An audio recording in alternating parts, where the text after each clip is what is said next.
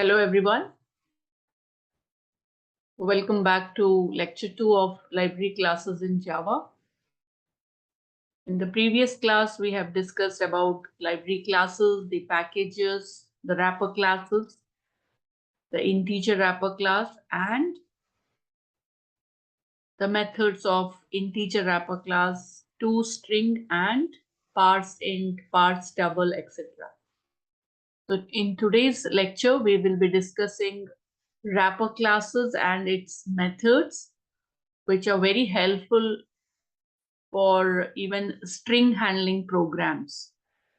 And also we'll be discussing about autoboxing and unboxing.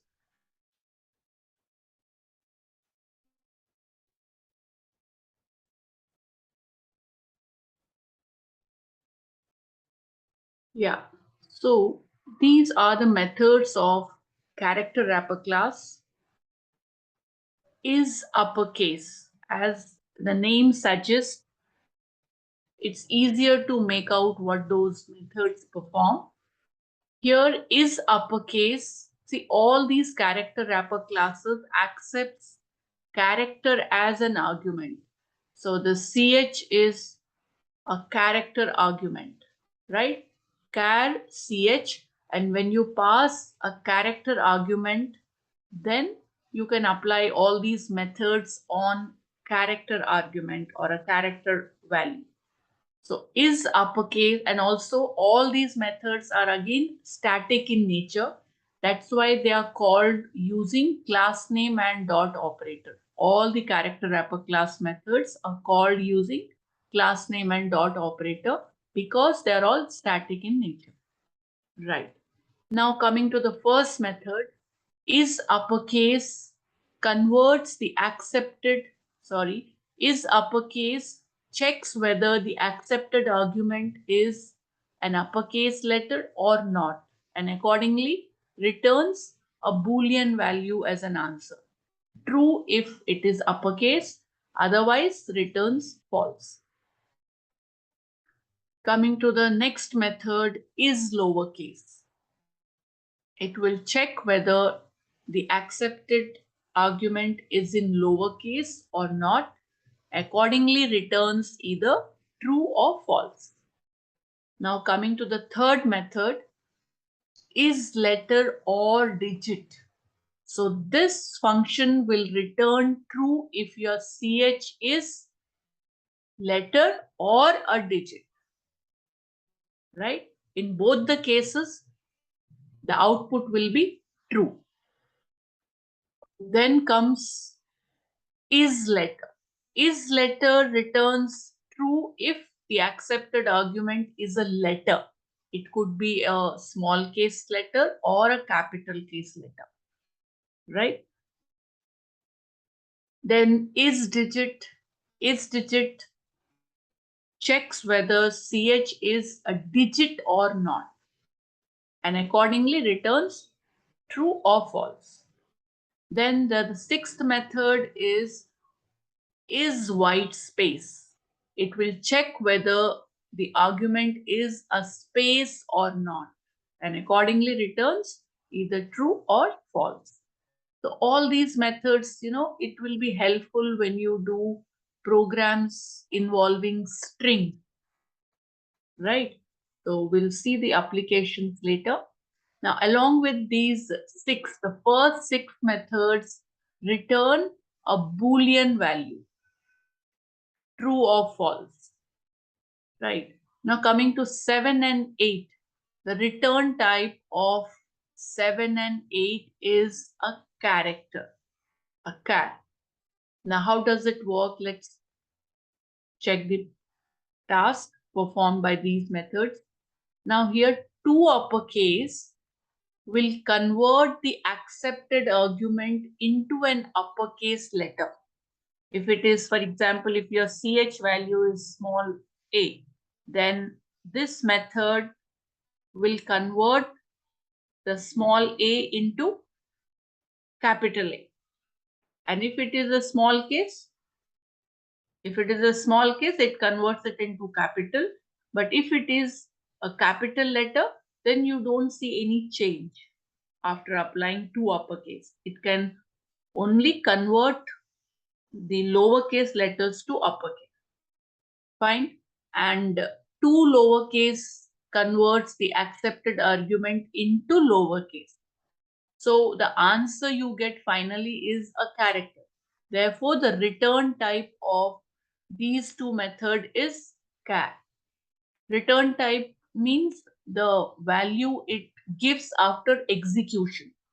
So in exam, they may ask you, what is the return type of toLowerCase method, right? So in case you get any doubt, you can take one example and check the result. And the data type of the result tells you the return type of the method. For example, when you apply first method, what answer you get? The result of this will be either true or false, right? And the data type true and false belongs to is a Boolean value. So you can say the return type of these methods is a Boolean value, whereas return type of method 7 and 8 is a char data type. Fine. So it can be asked in output based questions. The return type can be asked in section A. And in section B, you will be using these methods while doing string program. We'll check out one program on this. Just a minute. Yeah, so we'll check a program with the character wrapper class methods. The program is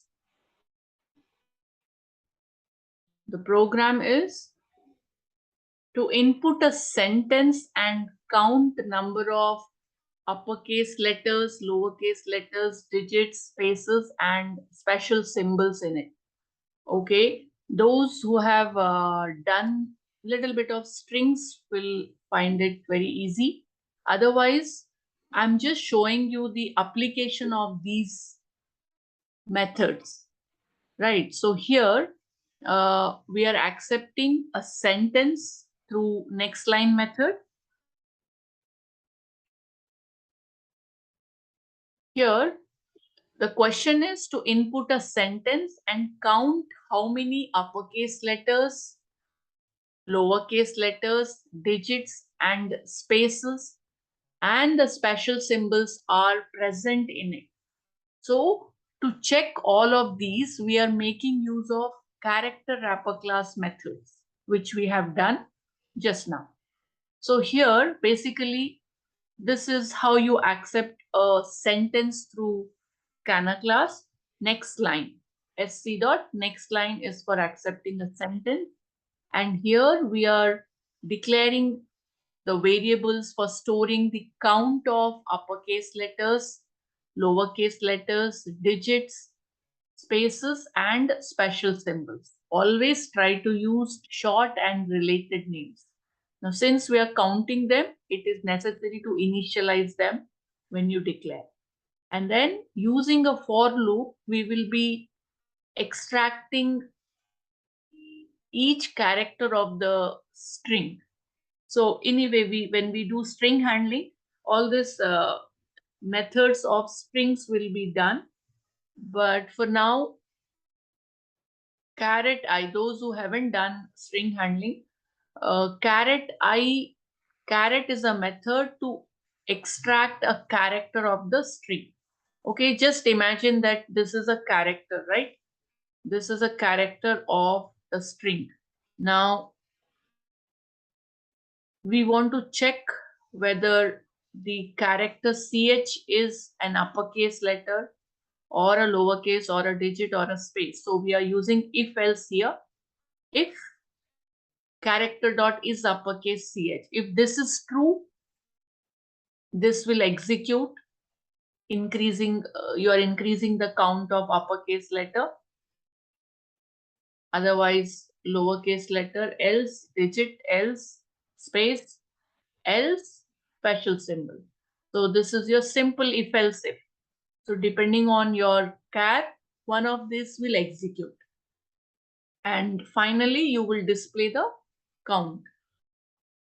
Right. So those who are familiar with string methods and can understand, no, it's fine. If you do not, it's okay. We will be again doing it while performing string handling functions. Right. So I'll just show you the output for this.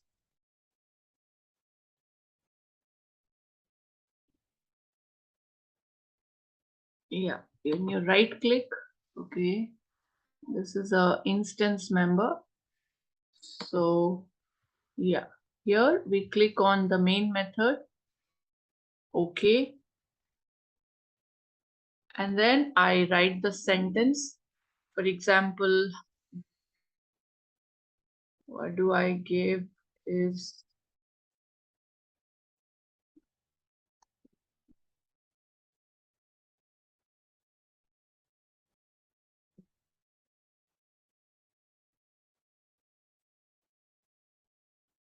number 1 at the rate 1, 2, 3.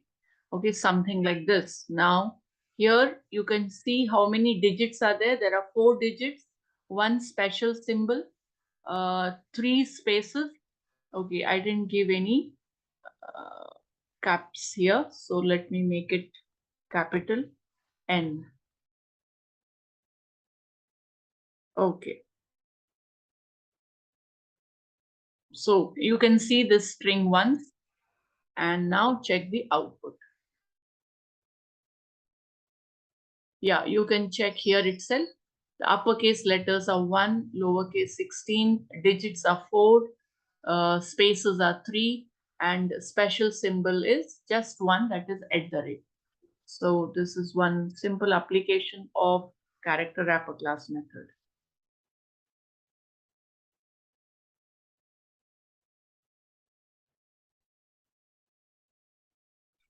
Yeah.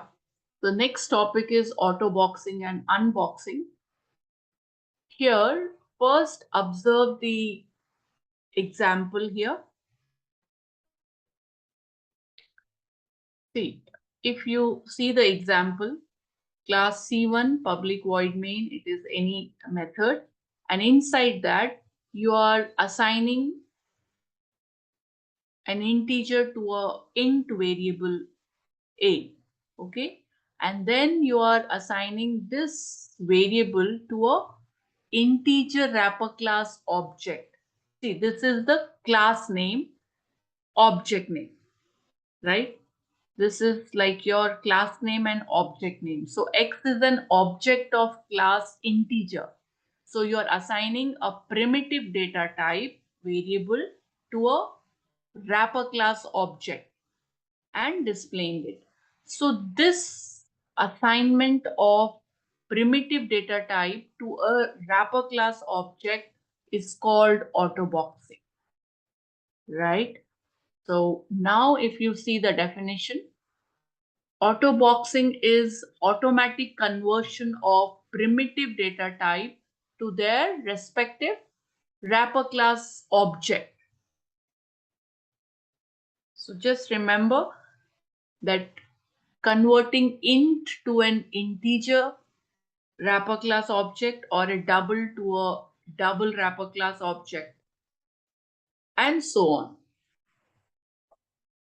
So just remember this example. Whenever you want to convert a primitive data type to a wrapper class object, that can be done through autoboxing. Okay, that much is enough. You don't have to confuse yourself. It is just in theory they may ask you what exactly is autoboxing. Just remember this example and you can explain it in your own words. Now, coming to unboxing. Now again here also first see the example and then go to the definition. See, in computer applications, you should always learn through examples. If the examples are clear, then you will understand it and you can write in your own words. Not a problem. Okay, now here what is happening? We are creating the wrapper class object like this. See, this is the syntax for creating an object. What is the syntax for creating an object? Class name, object name is equal to new class name, and it is accepting an argument of type int. Fine. And then you are assigning this wrapper class object to a primitive data type. Right? It is the other way. So conversion of a wrapper class object to its corresponding primitive data type is called unboxing. Okay. So just come back to the definition. Unboxing is the automatic conversion of an wrapper class object to its corresponding primitive type during runtime. So when you execute, this change will take place internally. So we call it at runtime. So here in Autoboxing, you are assigning primitive data type to a wrapper class object. Whereas in unboxing, you are assigning wrapper class object to a primitive data type. That's all is the difference. It's very simple. Just keep it simple. Remember it. They may just ask you in section A. They may give you some example and ask you which type of conversion is taking place, autoboxing or unboxing. Or they may ask you name the conversion which is required when a primitive type is assigned to a wrapper class object and vice versa. Okay. Hope it is clear. Okay. So just you can go through this one. Remember the example and it becomes simple.